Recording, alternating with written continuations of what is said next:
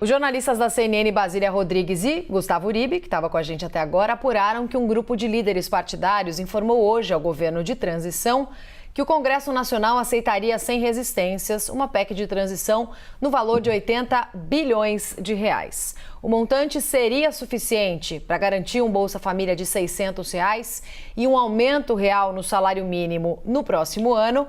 Promessas também feitas pelo atual presidente Jair Bolsonaro. Recado também transmitido ao governo petista é de que tanto o PP como o PL não aceitarão um valor fora do teto de gastos, acima de 100 bilhões, a mesma posição manifestada por integrantes do mercado financeiro. Diante do recado dos líderes partidários, dirigentes petistas já falam em um montante de meio termo, de 105 bilhões de reais. Afinal, como a PEC da transição deve impactar a nossa economia aqui do Brasil? Esse é o tema do debate agora aqui na CNN e para isso nós convidamos o deputado federal Lindbergh Farias, do PT do Rio de Janeiro, e também o deputado federal capitão Alberto Netti, do PL do Amazonas. Gente, boa tarde, bem-vindos os dois. Antes de mais nada, eu vou explicar aqui a nossa regra. A gente tem por premissa o principal equilíbrio da fala dos dois candidatos. Então, cada um de vocês tem 2 minutos para a resposta. Para eu não precisar interrompê-los, nem ser chata por aqui, a gente tem uma sinalização bem clara. Quando vocês começam a responder, eu saio da tela. Quando o meu quadradinho voltar, quando eu voltar na imagem, é porque o tempo terminou e vocês precisam encerrar a fala, por gentileza, imediatamente. Então, colocadas na mesa as nossas regras, vou começar a primeira rodada de perguntas com o deputado capitão Alberto Neto. Deputado, como a PEC de transição deve impactar na nossa economia, na sua visão, por favor? Bem-vindo. Boa tarde, Roberta. Boa tarde a todos os ouvintes, telespectadores da CNN.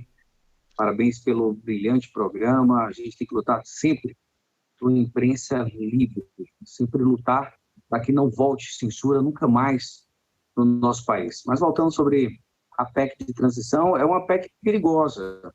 O governo Lula ele já começa sinalizando para o mundo que vai retornar um governo populista. Isso preocupa. Quando a gente coloca exemplos como a Argentina, que começou por esse caminho, causou uma tragédia no país. Nós, quando começamos o governo, o que é que nós fizemos? Vamos arrumar a casa, fizemos uma reforma da Previdência, economizamos 1 trilhão, ajustamos a taxa Selic, começamos a incentivar a produção no nosso Brasil. Lógico, depois veio a pandemia e aí tivemos que readequar o governo do nosso país para salvar as pessoas. Então, isso me preocupa. Quando você quer furar o teto de gasto, fazendo medidas populistas, fora da previsão orçamentária do país, isso vai causar problemas na geração de emprego, na desconfiança do mercado e sempre vai afetar os mais pobres, vai afetar a inflação, vai afetar na geração de emprego no nosso país. O governo tem que pensar na redução dos gastos públicos, não criar 13 ministérios. Tem que fazer o dever de casa, cada vez mais ter um governo digital, com menos gastos públicos, ajustar sempre as contas para ajudar os mais necessitados, pensar em investimento, em infraestrutura. Esse que tem que ser a visão de quem quer um país grande, quem quer aproveitar esse momento, um momento muito especial para o Brasil, que o Brasil, pela primeira vez, vai fechar as contas com superávit primário, aproveitar esse momento bom e continuar crescendo. Deputado, desculpe, o tempo terminou. O país. Tempo terminou, desculpe. Vou passar a mesma pergunta agora ao deputado Lindbergh Faria. Como a PEC da transição deve impactar a nossa economia brasileira? Bem-vindo, deputado. Olha, é um prazer estar aqui. Eu acho até engraçado esse pessoal que defende o Bolsonaro vir falar de responsabilidade fiscal depois de uma farra que eles fizeram agora na eleição brasileira. 4 anos do governo Bolsonaro, o governo gastou 800 bi acima do teto. Esse ano foram 400 bi. Estão entregando o Brasil completamente quebrado. E vamos lá, quando a gente fala dessa PEC, de recompor o orçamento, nós estamos falando aqui dos R$600 de auxílio, que todos os candidatos se comprometeram, da recomposição do salário mínimo. Mas não só, capitão Alberto, disso. Você veja, a rubrica Minha Casa Minha Vida, em 2022 o orçamento era de 665 milhões, cai para 34 milhões. É uma queda muito grande. Investimentos de 44 bilhões, orçamento de 2022, cai para 22 bilhões. Programas importantes como Farmácia Popular, nesse ano de 2022, o orçamento era de 2,5 bi, cai para 1 bi. Nós estamos falando de remédios. Então, veja, com esse orçamento aqui, não se governa. Tem um item muito importante, médicos para atenção primária. Estou falando equipe de saúde da família. O orçamento cai de 2,6 bi para 1,3.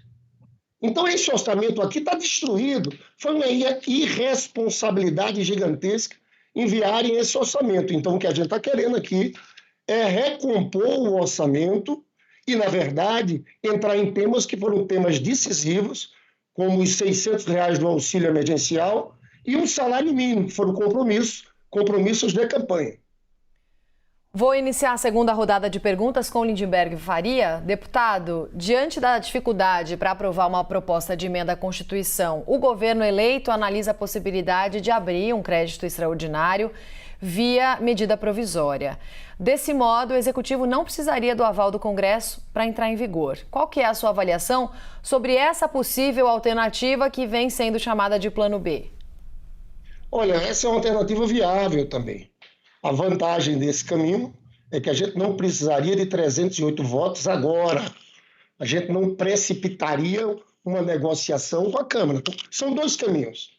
O caminho da PEC e o caminho de deixar para votar o orçamento no próximo ano e no primeiro dia do governo, o governo edita uma medida provisória com créditos suplementares que daria condições de pagar o auxílio emergencial, a recomposição do salário mínimo e a gente votaria o orçamento do próximo ano. São dois caminhos que estão colocados.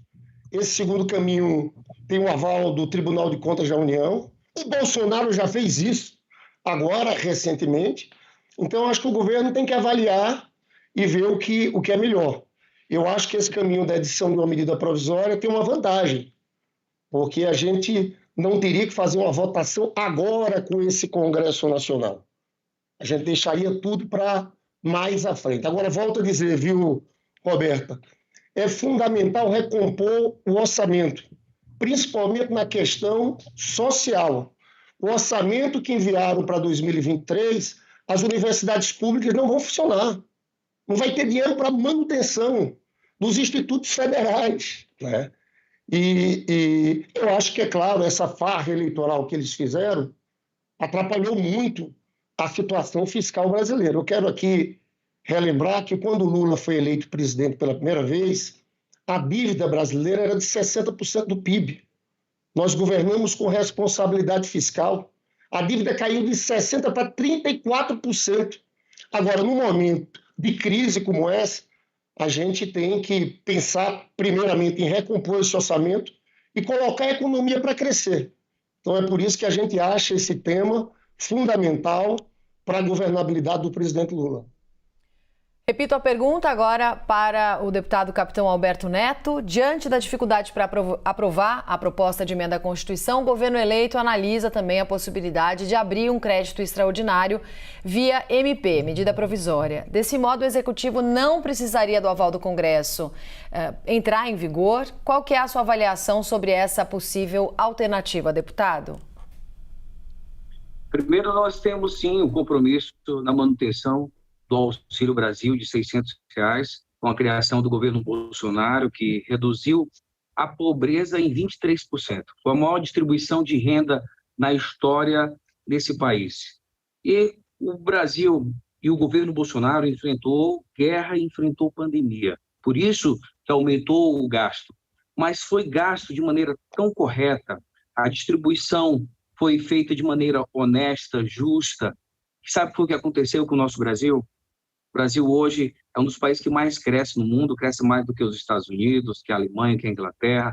Tem uma inflação controlada, menor do que a inflação americana, por exemplo, do que a inflação inglesa, do que a inflação alemã. Então, nós estamos no caminho correto. Lógico, se a gente vai procurar, sim, o crédito correto para pagar o Auxílio Brasil de R$ 600. O que nós não vamos permitir é farra com o dinheiro público. Nesse país não vai mais admitir, né, corrupções dentro das nossas estatais, obras superfaturadas. É isso que a gente está falando. É responsabilidade com o nosso dinheiro, que é dinheiro do Brasil. Nós queremos ver esse país crescendo, independente de qual for o governo. E o papel do Congresso é fiscalizar, é ver se o dinheiro está sendo gasto de maneira correta. Nós gastamos de maneira correta. E o dinheiro que nós pegamos para enviar para o povo foi o dinheiro do lucro da Petrobras, do lucro exorbitante que a Petrobras teve, saiu da empresa mais endividada do mundo para a empresa mais lucrativa. Nós tivemos também a venda da Eletrobras. Então, foi o dinheiro gasto de maneira correta. O que nós precisamos é que o governo faça o seu dever de casa. Trabalhe no ajustamento das suas contas, trabalhe com o orçamento que o Brasil tem de 2 trilhões, aumente a arrecadação do Brasil, melhorando cada vez mais o ambiente de negócio e fiscalizando o país. Deputado Lindbergh, o senhor tem agora 30 segundos para considerações finais. Olha, eu, na verdade, considero esse tema aqui muito importante. Eu, quando fico olhando o deputado falar em farra do dinheiro público, a maior farra com o dinheiro público da história foi o que Bolsonaro fez para tentar se beneficiar eleitoralmente. E não deu resultado. O que a gente quer no próximo ano, o mínimo de responsabilidade. Além do auxílio emergencial, programas sociais não podem ser cortados. E é isso que está acontecendo. Vocês lançaram esse orçamento de 2023 com uma bomba. São vários programas que vão ser interrompidos. Essa é a nossa prioridade agora, para que o Lula comece a governar no dia 1º de janeiro. Deu tempo, deputado. Agora repasso ao deputado Capitão Alberto Neto, 30 segundinhos para as considerações finais. Nosso Brasil, ele é muito grande. Sua arrecadação é em torno de 2 trilhões, fora os potenciais que nós temos. O Brasil já se tornou a 10ª economia do mundo, tem uma inflação controlada, nós temos a nossa moeda, o real, que é a segunda que mais se valoriza no mundo. Estamos entregando o país em uma condição favorável para continuar crescendo. Agora, cabe ao governo administrar bem as suas contas. Nós não vamos aceitar mais farra com dinheiro público.